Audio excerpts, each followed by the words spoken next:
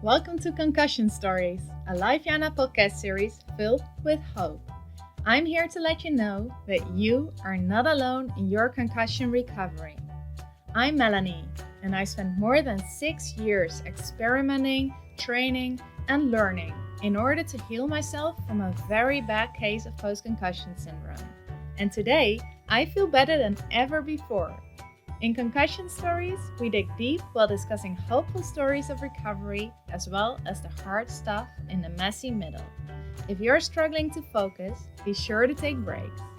Down in the description of each episode, you can find a table of contents in case you want to skip ahead. Let's dive right in. In today's episode, you get to hear Nick Mercer.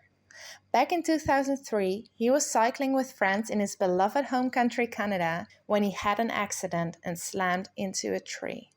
He was in a coma for 2 weeks and had to relearn many skills after that, like walking. 2 years after injury, he returned to finish his master's degree. And now, almost 20 years after injury, he's inspiring and helping others by sharing recognition, insight, and authenticity through his Concussion Talk podcast. Nick's speech may be difficult to understand at times, so if it helps you and you aren't already watching this episode as a video, I recommend you follow the link below this episode to watch it with subtitles over on YouTube so that you get the most out of everything that Nick has to share with you. Get ready to be inspired by Nick's honest and wise words. So Nick, with the risk of sounding ignorant, I really had a amazing discovery because I believe you live in a very wonderfully titled province of Canada. It's called Newfoundland and Labrador. Newfoundland. I was actually born in just Newfoundland, just because when they came east and there's like just new land. I think that's why I learned. Ah, and that's how come the dog was also named. The dog's name just like from the probably. I'm not sure. I never that. I think it's probably because they're probably on English boats probably. Ah. You see how this is confusing. Yeah. As far as I know.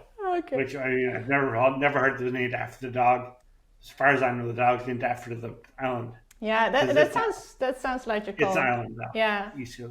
I already said that I would probably sound ignorant, but I just wanted to know what it was, how it came I know very little about Holland, so you're fine. Yeah, okay. Can you maybe share a little bit about yourself? So maybe things you like to do or people you like to spend your time with? Well, I've seen my family and friends I like to spend time with.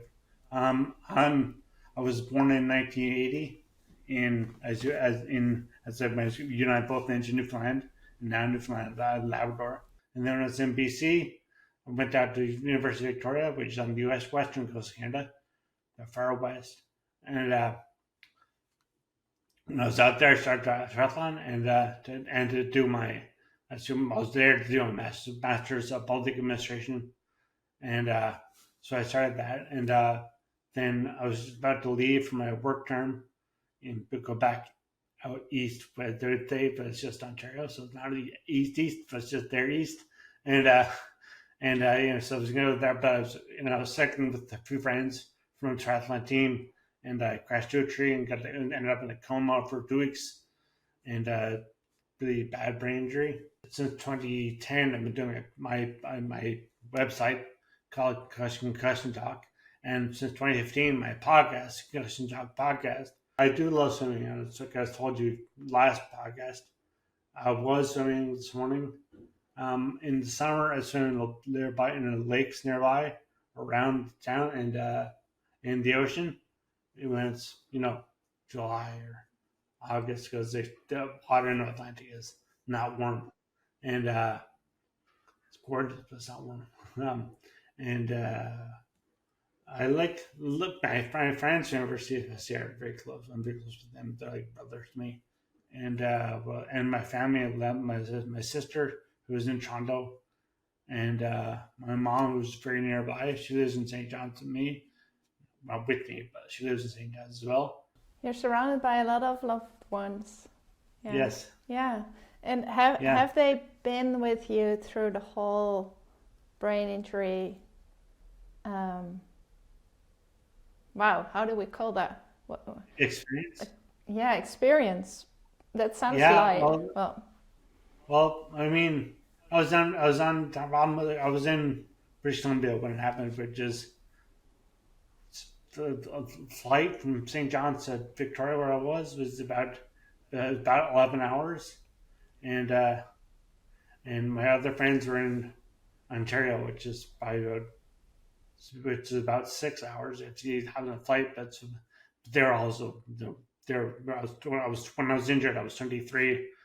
They're all 23, 24, and so at that point they're all scattered around doing their thing, and they can't really just hop and go. My parents and my sister did, and but they're around just by phone and stuff, and came visited me and stuff, and my friends in Victoria then were just amazing. Just as like I had met them only at the most 7 months beforehand, and they were all right there at the hospital every day, and so they're so good for my parents to have support. Because of course I didn't know what was going on because I was either in a coma or just coming out of a coma, so I wasn't really that aware. But no. they were just amazing. So and so, yeah, so they were, and my family of course is Yeah. all my whole family, right? Yeah. Because your accident happened, what year was it? 2003. 2003. And then you were so entirely across the country. I would say halfway across the country, but it's really like your parents, your sister flew in. They must have had the shock of their lives. You were in a coma. So your injury was probably labeled officially severe traumatic injury, right? It was, yeah. I was like the Glasgow coma scale. I was like, I don't know if you know that, but I was like 4, I think 4 or 5 maybe. But now so it done changed. But I think 4. I was 4, but it changed. But of course, I don't. Everything I know about my brain injury is through experience and personal experience, and it's also just through I've learned about the actual stats, like the official figures, is just hearsay because I wasn't around for it. No, of I course. was around for it. Yeah. And then the first thing you probably remember is waking up, right? Or do you not even remember that? I don't know. It's all blur. It's like, so I remember. I guess when I look back and I remember watching something, looking at a nurse coming in the room and asked me where I was, and I said Austin.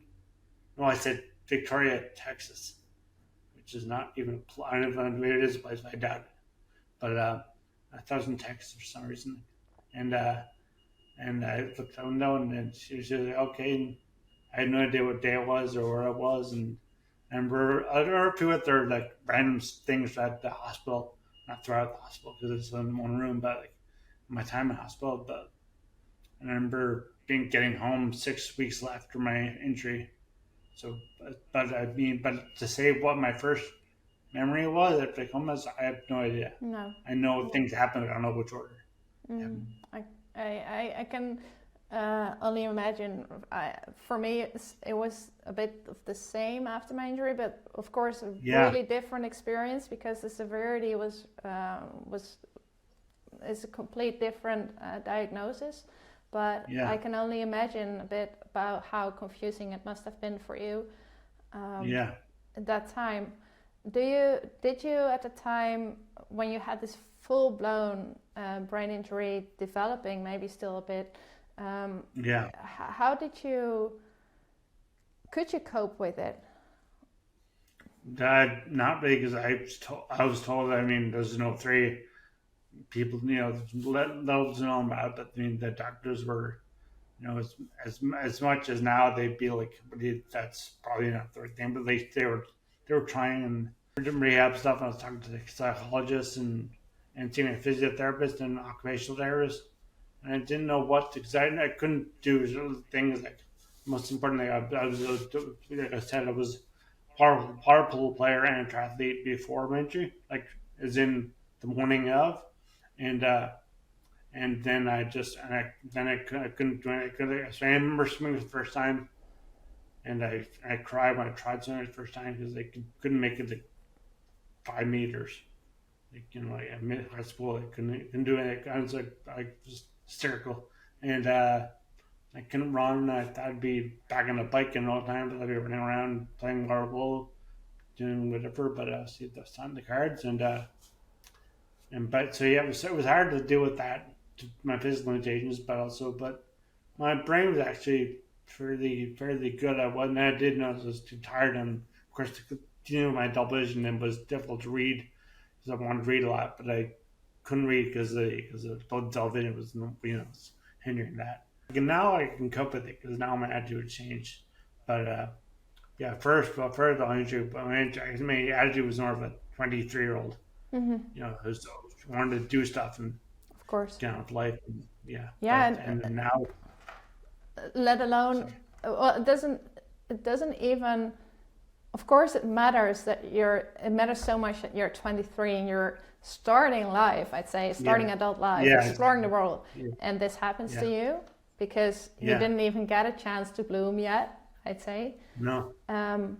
But anyone who would have all of their passions and activities and capabilities taken away like that would have, well, struggle is the least of the words that you can use.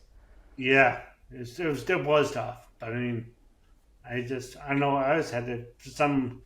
I can't explain why. I think I always had it, but I mean, I was obviously depressed, and my parents, my sister heard me, like I yell a lot, but I get mad and I'm frustrated and stuff, but nothing crazy and nothing long lasting either. So, like you said before, like when it first happened, I think I was just kind of more in disbelief that shit was happening, but it wouldn't fix itself, wouldn't just repair. This was everything else. My life was before that was frankly great. Like I was doing well, and then there's nothing, there's really a problem. So I figured it would just fix itself. I just have to suck it up in hospital for a few months, but and then by the time that really went away, those were tough years. But then I was like, finally got to the point where I was like, well, you know what, this is what it is, and that came. I think, but that didn't come out just spontaneously. So more developed from her not believing it to just accepting it to now just living with the best I can, and just enjoying life now, and just So that's the second time that you now hit on. How do you say not hit on? Touch upon the subject of attitude, probably mindset, and can you tell a bit about how that has influenced your journey? Well, I guess how mindset has influenced my journey. Well, again, like I was saying before, my mindset first was just I want to get down, I want to do this, I want to do. I had 23 plans, and not well thought out plans, and just thoughts of where I would be and what I would be doing, and blah blah, all the stuff you think when you're young. But my mindset just now is more just the certain meditation and stuff like that. So that's what attitude towards life, just not living and living in the moment. Like I think it just means like ignoring the future, but you're not doing that. You're enjoying the moment that wants to come, as you know, because you talked about your Buddhist inclinations, and that was I'm not Buddhist on anything, but I mean just like that sort of thing to really just enjoy what it is, and if you don't do that, then you can just end up being like the whole time, like, I gotta fix myself, I gotta do this, and I'm never gonna feel good until I do this or do that or whatever, and just I can't play water polo like I used to, but I can do it. I can just swim. I can just enjoy life. I do yoga. I can do Pilates. I can just read more and just keep active, but do that stuff. So other things came into its place, and even though you would probably love to do the other things, the new things are also meaningful for you? Definitely very meaningful. Just being able to enjoy life as it is and as it comes. So, yeah. That's. I think it's. I find you so strong and so courageous for doing all that you're doing, because Thank you. yes, you have come such a long way. So much has happened to you, and hear what you're saying right now. It's these are words of hope and of strength and of also of fulfillment in a life that you wouldn't have chosen for yourself before, and that shows a lot of practicing acceptance. But I feel like you have accepted what has come to be your life, and in that you find a new sense of meaning. Yeah, definitely. Serendipity, the words like because you told us like the influence from Buddhism, and again, I'm not gonna preach. I'm not a Buddhist. I'm nothing. But just the way there's just to enjoy the moment, because moments are life is just experiences, and I think that is the most valuable maybe gift. I say that very carefully. Of trauma, of things that can happen to us, because in the beginning, it can all feel like it can feel like life has no meaning anymore. And Thich Nhat Hanh, he's one of the people I study Buddhism from. He wrote something like, you want to be you don't want to separate garbage, like the weeds. A gardener doesn't separate garbage from the flowers. So he uses the garbage, the weed, to turn into compost to help the flowers grow more. Right. And that's a good analogy. He makes the best analogies. I think he's a very good teacher. But I think that this is what you have done, and also I think that this is the thing that saved me as well. So my situation was very different, but I recognize so much from your story, and it helped me so much. And I think it's very important for our listeners also to hear this, that if you have this perspective that something better may be waiting for you, not better than your previous life, but better than what you're feeling right now. Like, it's two different lives, before and after, but both can be meaningful in their own way. And that really pulled me through that belief that something good could be waiting for me. Because the kind of the mindfulness part of it is that you observe the thing that's happening right now, and you interpret it as this is bad, this is not what I want to happen.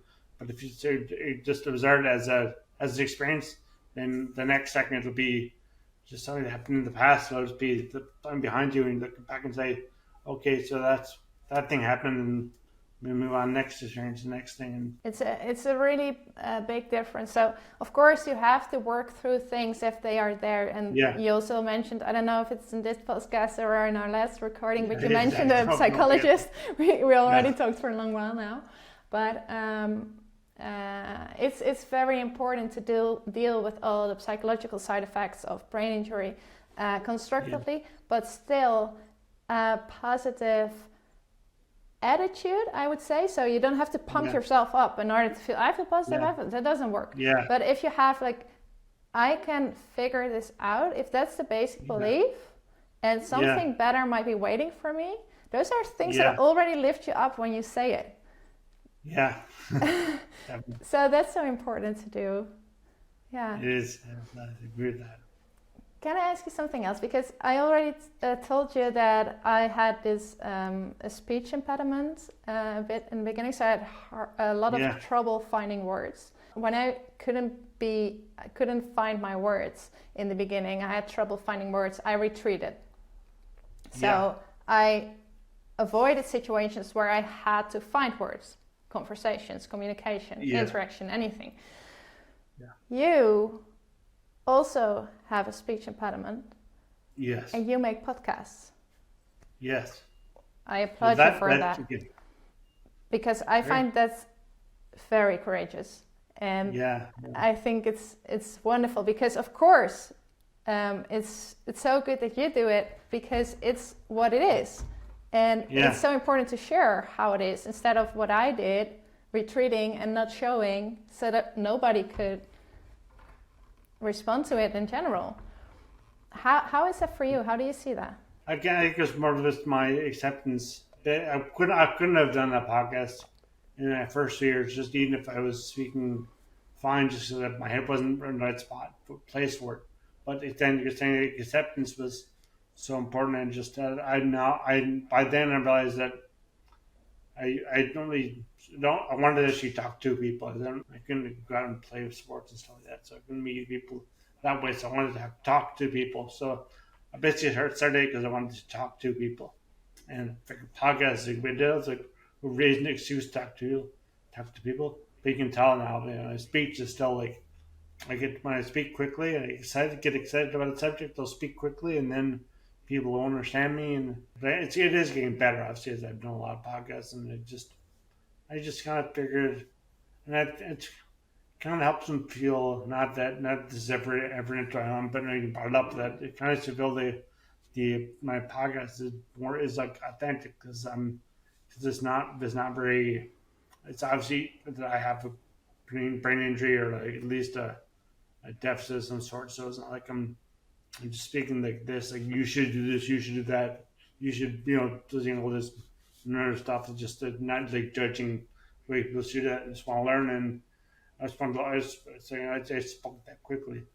I just want to learn from people and to just talk to people and find out what they're doing and what's available for other people who are maybe in my situation or another or a better one or better is again I'll use the words but they say that but like just yeah I mean I'm just rambling now because I don't really know what else. It's wonderful because you explain why you're doing what you're doing.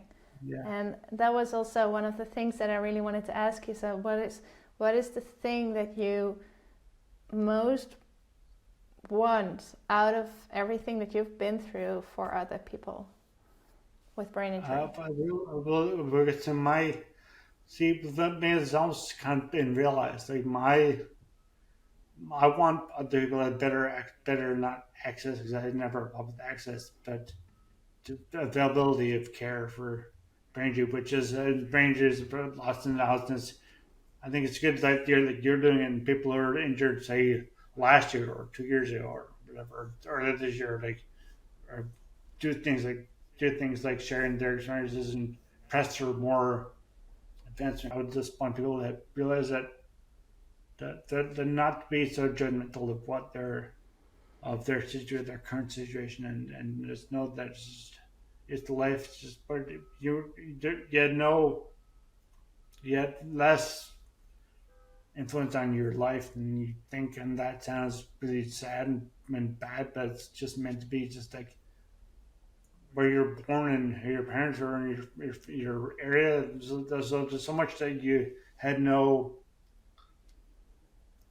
choice over, and that's fine. That's just the way life goes on. It's not, and so just to say, and if that I didn't choose the time to tree. I had a helmet on, and I didn't choose to get a major, but I did, and that's just take the experience for what it is, and don't treat every bad thing that happened to you as the worst thing that happened to anybody in the world. It's just one thing. It's not even a bad thing. It's just a thing that happened. Like I would kind of say that to people, but they look at me strangely when I say that it wasn't a bad thing. It's just a thing that happened to me, and yeah.